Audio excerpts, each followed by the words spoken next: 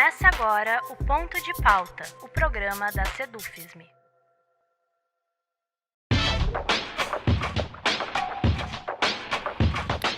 A votação desse domingo, dia 2 de outubro, apontou para um segundo turno na disputa presidencial. Mas embora a decisão sobre o cargo mais importante do país tenha ficado apenas para o dia 30 de outubro, esse domingo já nos ofereceu muitos elementos para a análise. O nosso ponto de pauta de hoje falará um pouco sobre isso. E para tanto temos como convidado José Renato da Silveira, professor do Departamento de Economia e Relações Internacionais da UFSM. Eu sou Rafael Balbueno e o nosso ponto de pauta de hoje é o primeiro turno das eleições de 2022. Professor José Renato, em primeiro lugar, muito obrigado pela disponibilidade em falar conosco. Eu que agradeço, boa tarde, é um grande prazer aqui compartilhar um pouquinho desse momento tão importante para a história republicana brasileira. Professor, para começar, já faz algum tempo que uma série de tensionamentos estão sendo colocados em cena, especialmente pelo presidente Jair Bolsonaro, com o objetivo de questionar o resultado das urnas, levantando suspeitas infundadas sobre o sistema eleitoral. Contudo, desde o resultado de domingo, o presidente Jair Bolsonaro ainda não reivindicou esse discurso e essas mesmas acusações. Esse tensionamento deve ser deixado de lado nesse segundo turno e está esgotado ou abandonado pelo presidente, ou ainda deve ser lançado como recurso em algum momento? Em resumo, o quanto o respeito ao voto e ao resultado das urnas parece estar sacramentado, seja qual for esse resultado? Acho que dois aspectos são fundamentais para se destacar. Esta eleição de 2022 é, de fato, a eleição mais polarizada das últimas eleições presidenciais. Essa eleição ela não se compara a 2010, não se compara a 2014 e também não se compara ainda mais com 2018. Esse tensionamento que ficou marcado principalmente no último debate, um debate que foi pouco propositivo, pouco programático, revelou essa polarização. Essa polarização ela está acentuada nas ruas, nas redes sociais, e o próprio presidente Bolsonaro, a estratégia do presidente Bolsonaro, ao longo de praticamente todo o seu governo, foi sempre de fazer questionamentos em relação às instituições, à liberdade da imprensa, seguidores, né, os seus séquitos, seus asseclas, que sempre diziam para o fechamento do STF, a prisão de juízes do Supremo Tribunal Federal, o fechamento também do Congresso Nacional, de figuras importantes do Congresso Nacional, principalmente ligadas à esquerda. Então, houve um tensionamento durante todo o processo pré-eleitoral e principalmente durante o processo eleitoral. O que é interessante, eu chamo também a atenção em relação a essa eleição também de 2022, e vou explorar um pouquinho mais a sua pergunta, foi uma eleição da estabilidade, porque desde o ano passado nós já sabíamos quem eram os dois favoritos para essa eleição, né? O atual presidente Jair Messias Bolsonaro e o ex-presidente da República, Luiz Inácio Lula da Silva. Então, mesmo antes do sistema pré-eleitoral, quer dizer, entrarmos no pré-eleitoral, nós já sabíamos de fato quem seriam os dois candidatos favoritos. Isso as pesquisas demonstraram, reforçaram essa ideia, né, entre esses dois candidatos, e tivemos então esse embate agora no primeiro turno, em que foi uma surpresa, sem sombra de dúvida. As pesquisas revelavam um outro quadro, né, que se apresentou completamente diferente. Eu acredito que Bolsonaro não mudará o seu estilo, o seu personagem, onde parece que ele está um pouquinho mais comedido,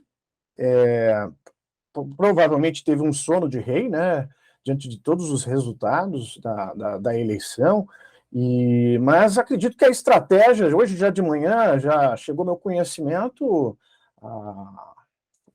como que eu posso dizer, essa tática, essa estratégia bolsonarista de fake news e de questionamentos às urnas, já atuou com grande intensidade e já questionando a questão se todos os votos foram utilizados.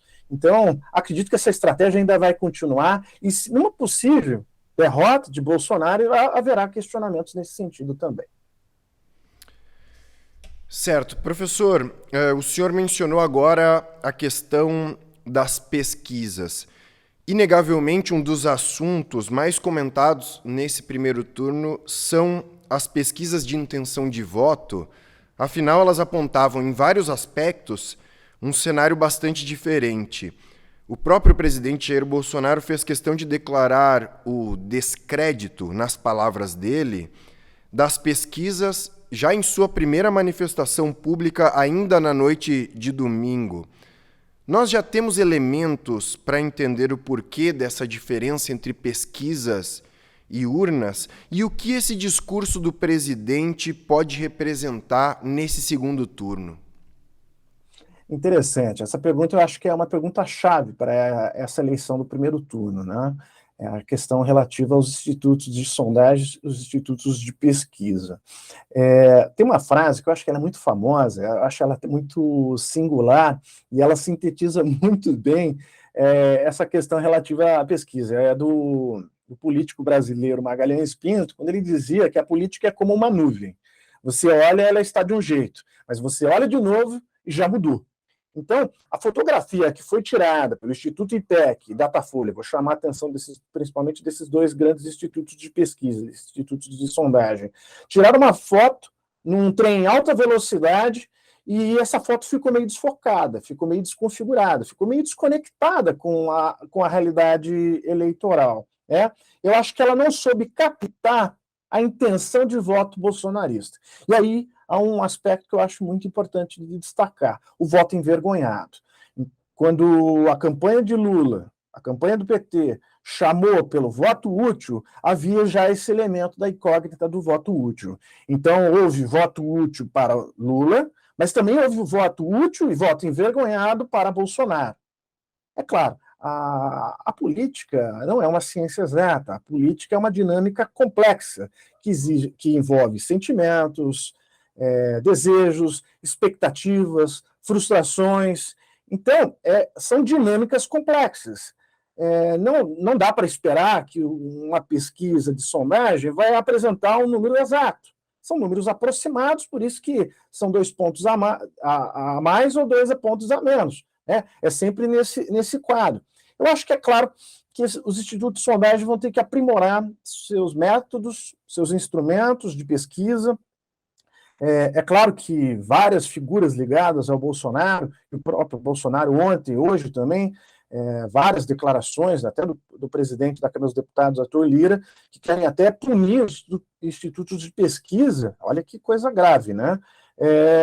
Ao cometerem erros nessas sondagens. Então, acredito que houve, de fato, erros.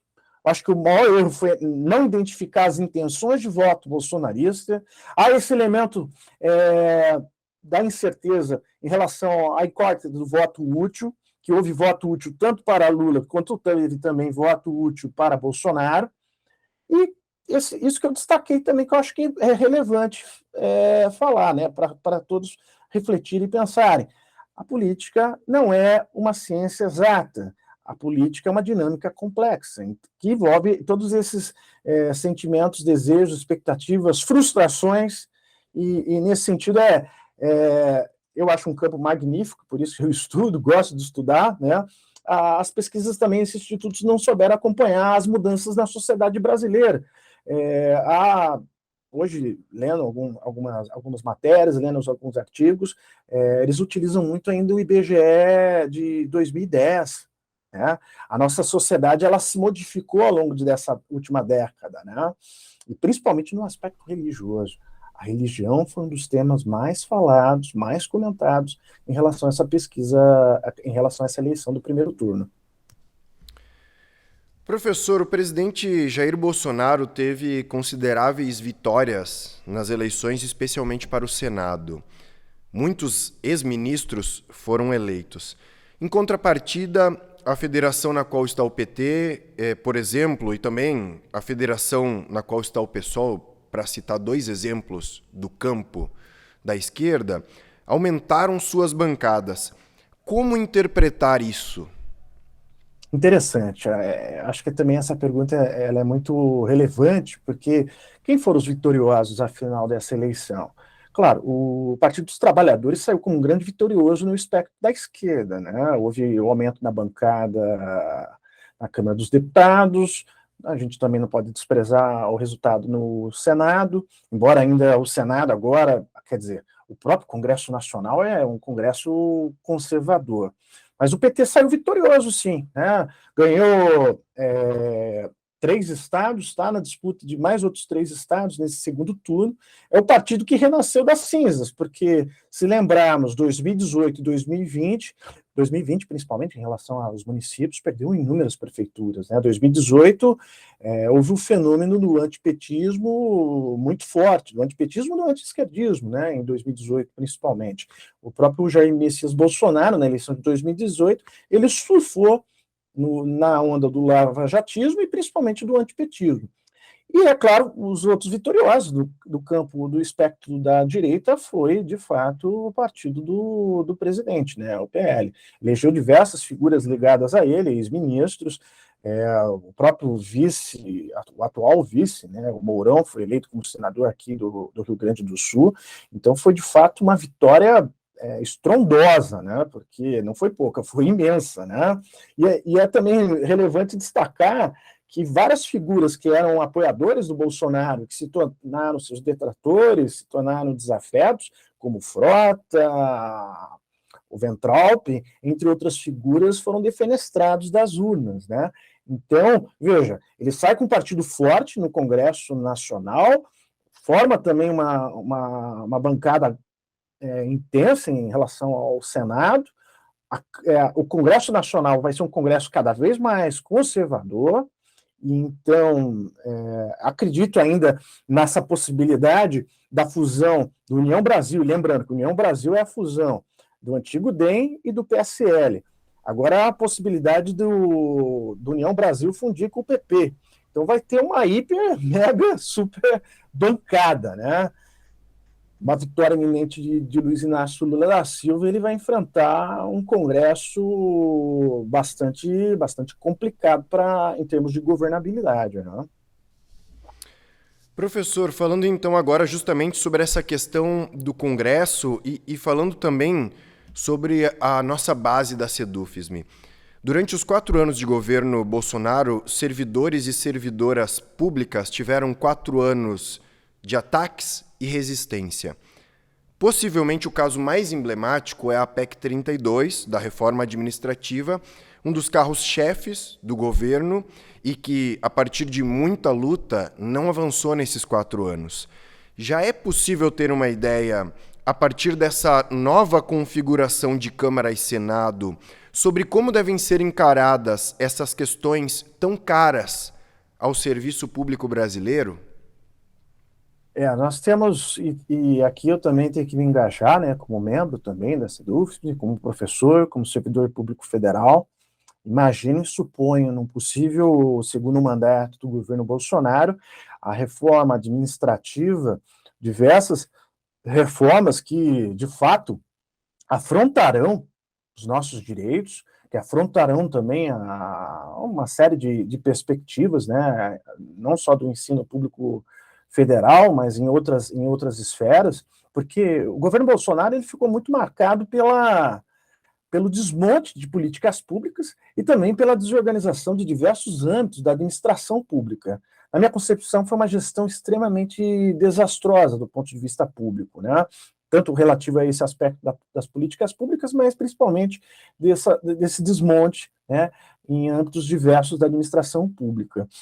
Acredito eu, se houver um segundo mandato do Jair Messias Bolsonaro, vão tentar aprovar a todo vapor, nos primeiros 6 meses, a reforma administrativa. Isso, de fato, vai ser uma grande afronta aos nossos interesses, aos nossos direitos, vai prejudicar, de fato, a classe de professores, de servidores, principalmente aqui na esfera federal. E é claro, né, nós temos que nos engajar, nos participar de fato. É claro que está aqui, né, Rafael, fazendo uma análise, mas é importante aqui não fugir de dizer essas palavras, né? Professor, no início eu lhe perguntei sobre os tensionamentos envolvendo a questão do sistema eleitoral. Mas nesse cenário de tensionamentos também haviam os militares.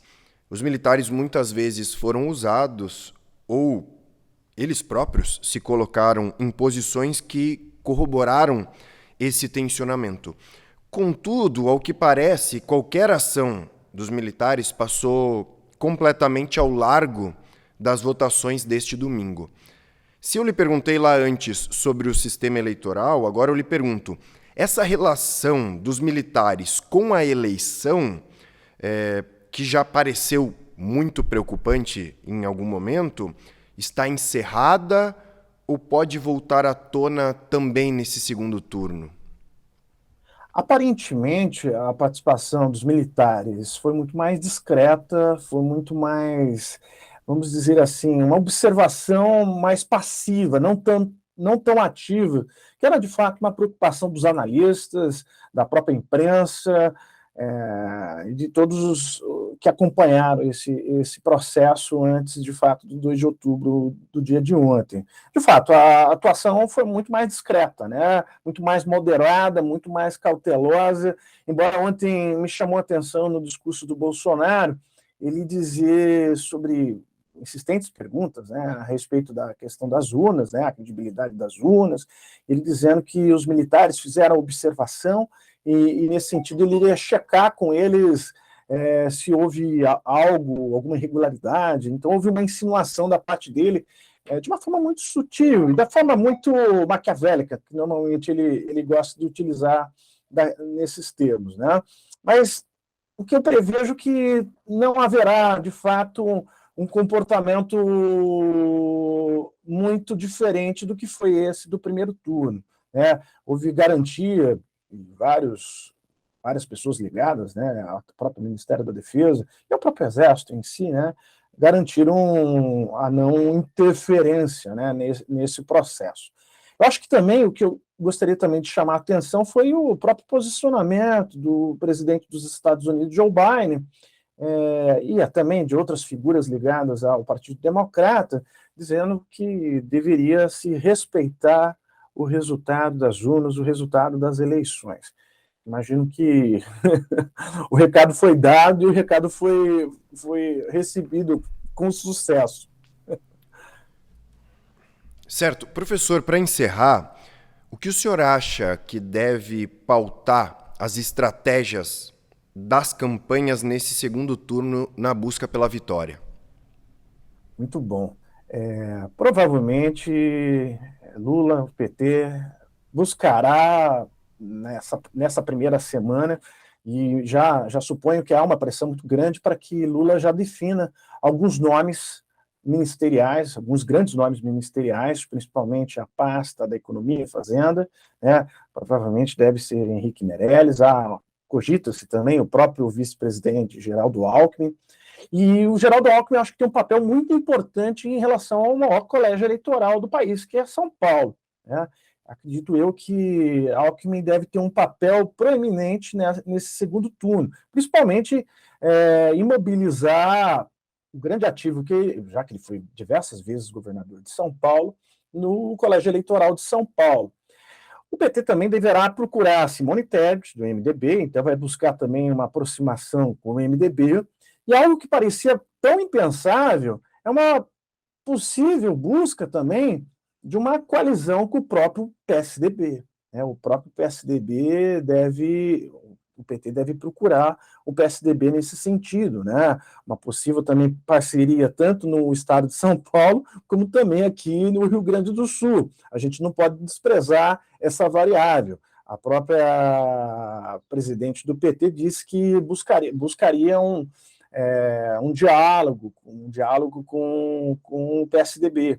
Então, é possível que, então, o PT, para tentar ganhar mais alguns votos, né, são 6 milhões de votos de diferença, buscar se aproximar do MDB e do PSDB nesse sentido.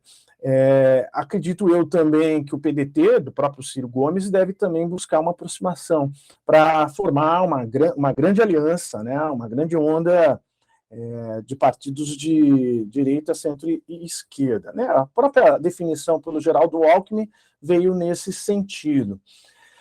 Acredito também que Jair Messias Bolsonaro vai olhar com muito carinho ao atual governador de Minas Gerais, reeleito, né, com sucesso, com muito êxito, o Zema, procurando também ganhar mais votos nesse colégio eleitoral, onde ele perdeu, na região sudeste, Minas Gerais, e que normalmente é considerado o colégio eleitoral que define as eleições no Brasil. E isso tem acontecido com grande frequência nas últimas eleições presidenciais.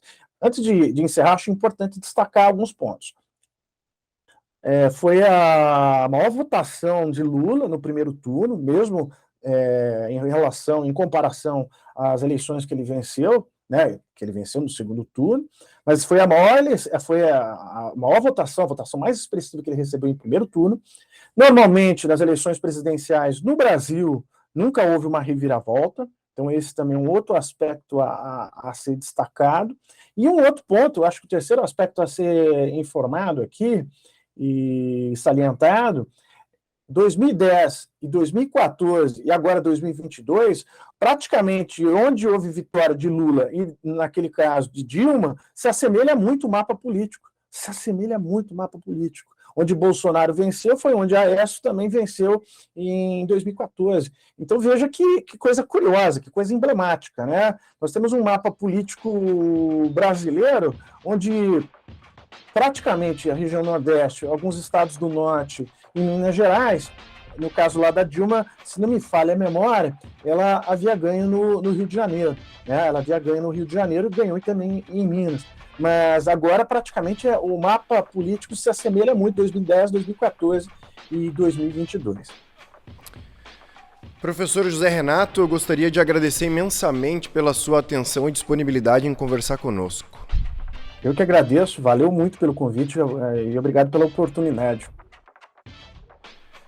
Certo, assim encerramos aqui o nosso ponto de pauta de hoje, que contou com a presença de José Renato da Silveira, professor do Departamento de Economia e Relações Internacionais da UFSM. Essa edição do Ponto de Pauta, como de costume, estará disponível em vídeo e podcast nas nossas redes sociais e no nosso site. O endereço do nosso site é www.cedufisme.org.br. Obrigado pela audiência e até a próxima.